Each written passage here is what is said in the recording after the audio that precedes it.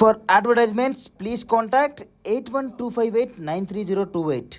మా email ID maxtvtelugu@gmail.com.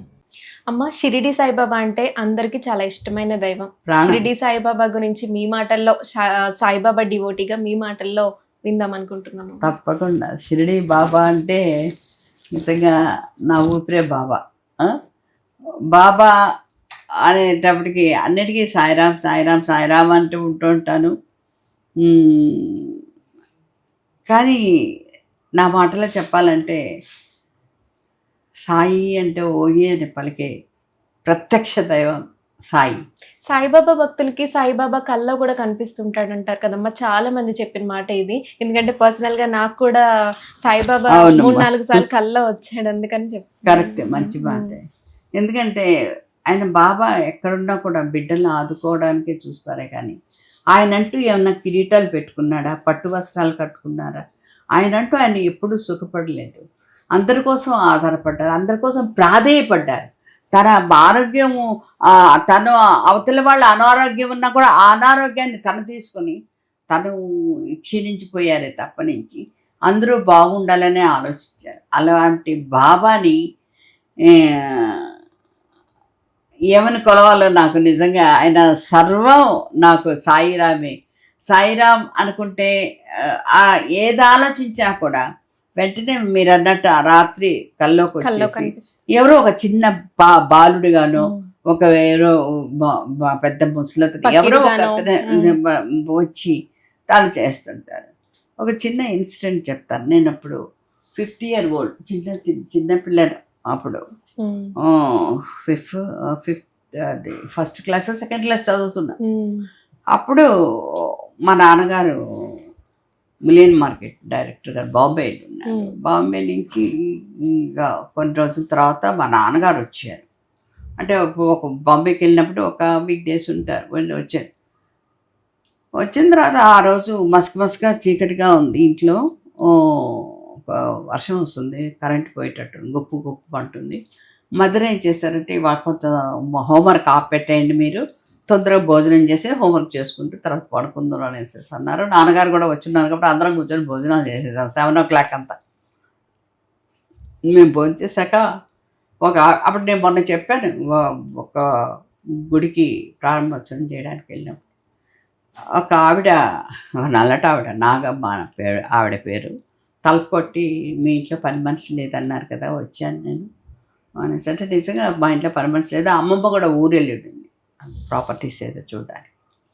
అమ్మ కాస్త పిల్లలతో అంత చూడలేక అవస్థ పడుతుంది. అవునమ్మ పని మనిషి ఊరు వెళ్ళింది, మా అమ్మ కూడా లేదంటే నన్ను పంపించారండి ఫలానా మీ దాయదులు పెళ్ళి చెప్పారు. ఇంకా వాళ్ళ పెళ్ళి చెప్పేటప్పుడు మా అమ్మ హ్యాపీగా లోపలికి రమ్మనింది.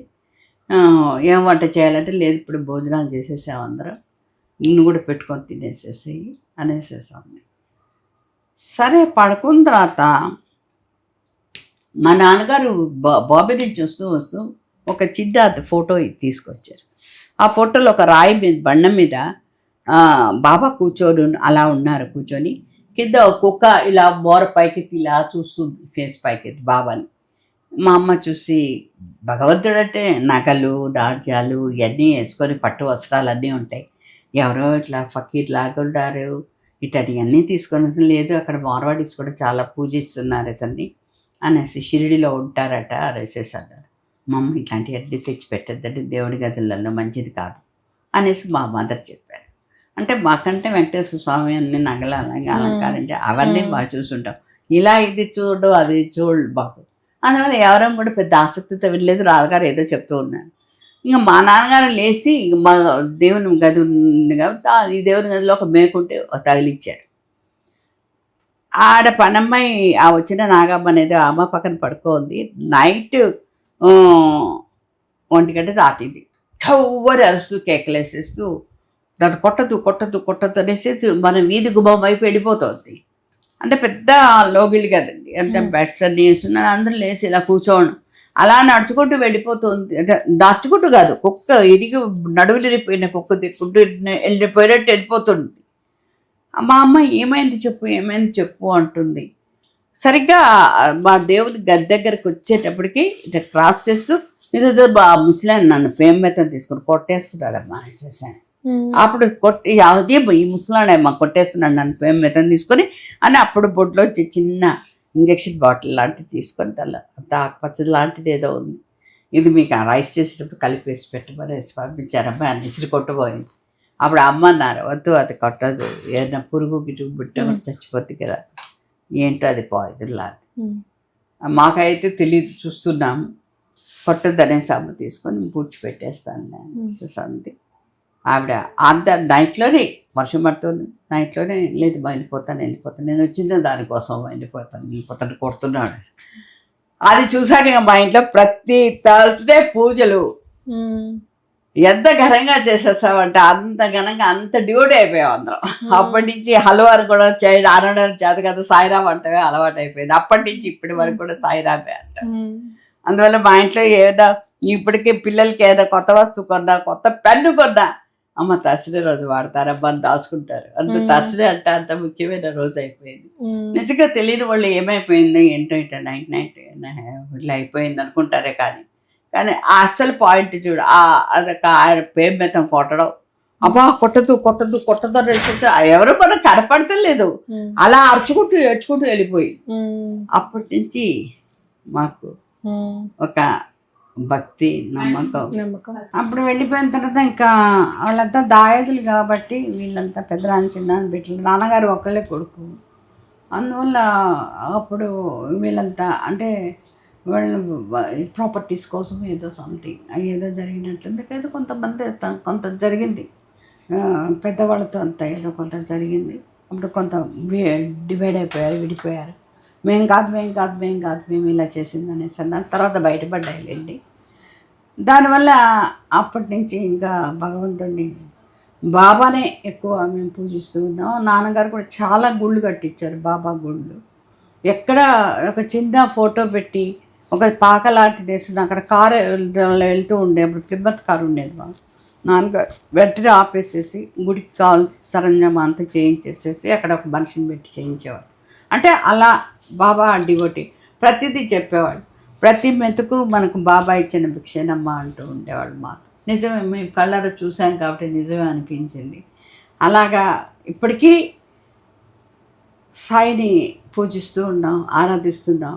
సాయి టెంపుల్కి ప్రతిసారి వెళ్తున్నాం. ఎప్పుడు పిలిస్తే, ఎప్పుడు వెళ్ళాలనుకుంటే అప్పుడు ఏదో నా పుట్టింటికి వెళ్ళినట్టు వెళ్తూ ఉంటాను, చూస్తూ ఉంటాను.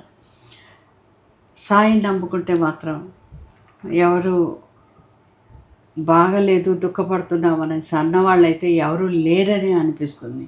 మనస్ఫూర్తిగా సాయిరామ్ అనుకోండి, అన్నీ మంచి జరుగుతుంది. ఎందుకంటే ఇది నాకు జరిగినది ప్రత్యక్షం అని కాదు నేను చెప్పేది, ప్రతి ఒక్కళ్ళు కూడా మంచి జరుగుతుంది కాబట్టి నేను విన్నాను. ఒకసారి ఒక ఆవిడ వచ్చారు, నాకు బాబా అంటే కోపం వస్తుందండి అనేసి నా దగ్గరికే వచ్చింది. ఎందుకండి అనేసి అన్నాను. మా ఇంటి ఎదురింటి ఆవిడకి మా పాపది రిజిస్టర్ చేశాక మా ఇంటి ఎదురింటి ఆవిడది ఒక నెల తర్వాత ఇచ్చాను. ఆ అమ్మాయికి మాత్రం వెంటనే పెళ్లి కుదిరిపోయింది. అప్పటి నుంచి నాకు బాబా అంటే కోపం ఉందని. అదొక టైము, అదొక లగ్న బలం. అంతేకాని కొంతమంది అంటూ ఉంటారు, కొంతమంది సిద్ధాంతులు పండితులు అంటుంటారు, అమ్మ మా పాప పుట్టినప్పుడు కన్యారాశి ఇంట్లో ఉంది, ఈ ఇంట్లోంచి ఈ ఇంట్లోకి వెళ్ళిపోయింది. ప్లానెట్స్ తిరుగుతూ ఉంటాయి, అదొక టైం అనేది వస్తూ ఉంటుంది. లగ్నగడి వచ్చేటప్పటికి ఏ పెళ్ళి అంటారు చూడండి, కళ్యాణమైనా కాకొచ్చిన ఆగదనేసి. అలాంటప్పుడు నా పాపకు ముందు పెళ్ళి అవ్వాలి కానీ వాళ్ళ పాపకు పెళ్ళి కుదిరిపోయింది అనేసి అప్పటి నుంచి నేను బాబా ఫోటోలు అన్నీ తీసేసానంటే అది నీ కర్మ. అంతేగాని ఒక్కళ్ళే ఏదో నాకు మంచి జరగలేదు అనేసి ఆ బుద్ధి, ఆ కుచిత బుద్ధి, ఆ కుళ్ళు బుద్ధి అనేది దీనికి మనసులోనే ఉండేటప్పుడు ఎలా బాబాను ఆరాధిస్తుంది? బాబాను ఆరాధించేటప్పుడు మనసు ఎప్పుడు ప్రశాంతంగా ఉంటుంది. ఎవరికైనా కూడా అప్పుడే వాళ్ళు బాబాకి దగ్గర అవ్వగలుగుతారు. అంతేగాని ఇలాంటివన్నీ స్వార్థపూరిత ఆలోచనలు పెట్టుకొని బాబాకు దగ్గర అవ్వాలంటే అవ్వలేరు. అందువల్ల బాబా ఎప్పుడూ బాబానే మనకు తండ్రితో సమానం. సాయిరా. అమ్మ, ప్రతి ఇంట్లో శివలింగం ఉంటుంది. శివలింగం ఉన్నప్పుడు ప్రత్యేకంగా ఆ ఇంట్లో ఎలాంటి నియమాలు పాటించాలమ్మా? శివలింగం ప్రతి ఇంట్లో కూడా ఉంది, మా ఇంట్లో కూడా ఉంది శివలింగం. బాగా స్ఫటికం వేసి వెండి శివలింగం మా ఇంట్లో కూడా ఉంది. మేము ప్రతిరోజు వచ్చి ప్రతిరోజు మామూలుగా విభూతితో అభిషేకం చేస్తామే కానీ ప్రతి సోమవారం రోజు మాత్రం చిటికెడు పాలు తీసుకొని అంటే ఆవు పాలతో ఆయనకు అభిషేకం చేస్తాం. ఆవు పాలతో, నీళ్ళతో కాదు, ఆవు పాలతో చేస్తాం. అది కొంతమంది నమ్మకం, కొంతమంది చేయొచ్చు, కొంతమంది మామూలుగా నమస్కరించుకోవచ్చు. అంతేకాని ఈ శివలింగానికి ఇలాగే చేయాలి, ఇలాగే పట్టాలి అనే ఉద్దేశం కాదు. ఇంకా శివరాత్రికి అనేది పంచామృతాలతో చేస్తుంటాం, ఆయనకు అన్నీ చేస్తాం. ఇలా ఏమైనా శివుని పూజలు వచ్చినప్పుడు కూడా, ఏదో రుద్రాభిషేకం చేసేటప్పుడు కూడా ఆ శివలింగాన్ని పెట్టి చేస్తూ ఉంటాం.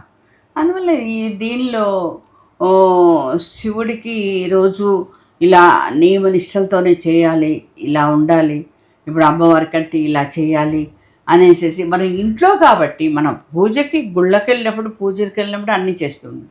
ఇంట్లో ఉన్నప్పుడు అన్ని దేవుళ్ళతో పాటు మనం కూడా శివుడికి ఆరాధిస్తాం, పూజిస్తాం. అంతేగాని ఆయనకు నైవేద్యం అనేది ఇంట్లో ఎలాగో పెడుతున్నాం కాబట్టి నైవేద్యం అనేది పెడుతూ పూజిస్తుంటారు. దీనిలో నియమనిష్టలు అనేటప్పటికి నియమనిష్టలు అనేది ఏమి ఉండదని నా ఉద్దేశం. ఎందుకంటే ఇంట్లో ఉన్న దేవుడికి, బయట ఉన్న దేవుడికి ఇవన్నీ మనం తీసుకొని వెళ్ళచ్చు, అన్నీ చేయొచ్చు, పూజలు చేయొచ్చు. ఇంట్లో ఉన్న దేవుడికి మాత్రం మామూలుగా పూజ చేస్తూ ఉంటాం, మా ఇంట్లో ఉంది కాబట్టి. అదే అమ్మ, ఎన్నో ముఖ్యమైన ఆధ్యాత్మిక విషయాలు మాతో చాలా చక్కగా తెలియజేశారు. ధన్యవాదాలు. నాకు తెలిసినంత వరకు నేను చెప్పగలిగాను. అది అమ్మమ్మ ద్వారా కొన్ని తింటూ ఉంటారు కాబట్టి అది చెప్పగలిగాను. థ్యాంక్ యూ సో మచ్ అమ్మా.